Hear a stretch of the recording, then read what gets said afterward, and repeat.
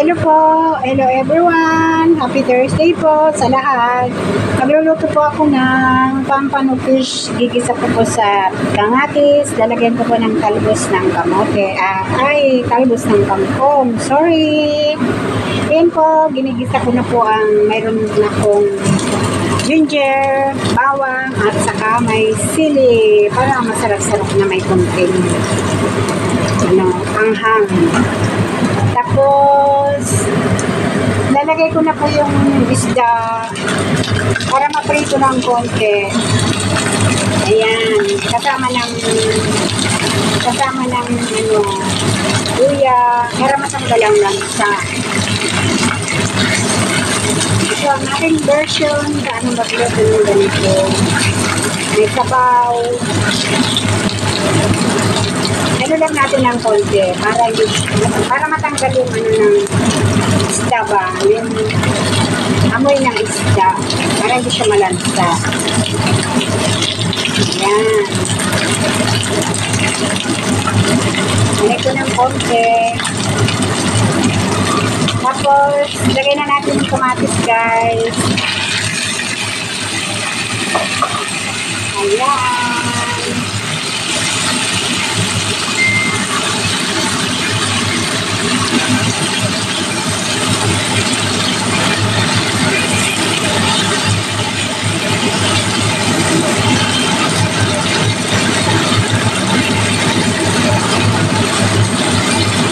Lutuin natin ng konti yung kamatis.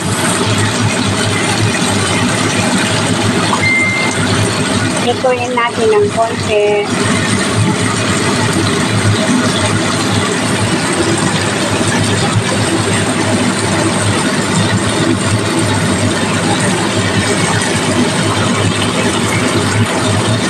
Try nyo yung ganito, guys. Masarap. Ganito ang version kong magluto na may sabaw. Iprito natin, iano natin ng konti yung isda, sabaw, sa luya, para matanggal yung lansa. Yan. Ito po yung sunog. Masarap itong isda na po, guys, kung ganito ang luto. Kaya paksiw. Masarap din sa paksiw ito, yung pampano fish. Kasi malaman siya.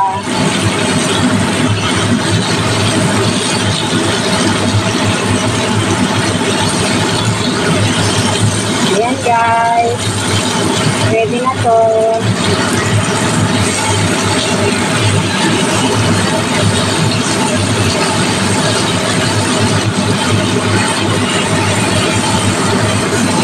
Ako lang mag-uulam kasi ito, guys. Kaya, ano lang. Hindi ko naman maubos to kasi malaki yung isda. Ayan, tapos.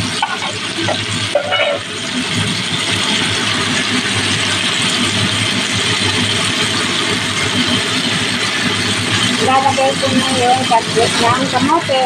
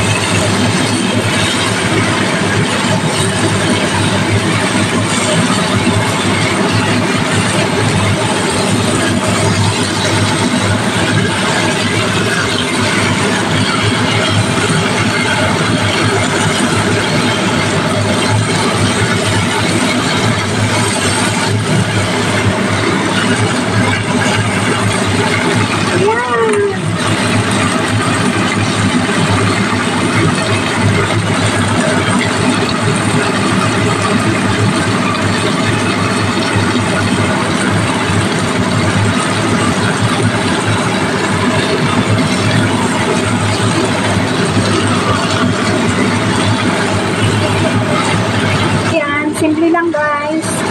Simple lang magluto ng ganito. Tapos lagyan na lang ng seasoning. Tapos lagyan ko ng konting tubig. Ayaw ko ng mas maraming tubig. Kunti lang. Yan na, guys.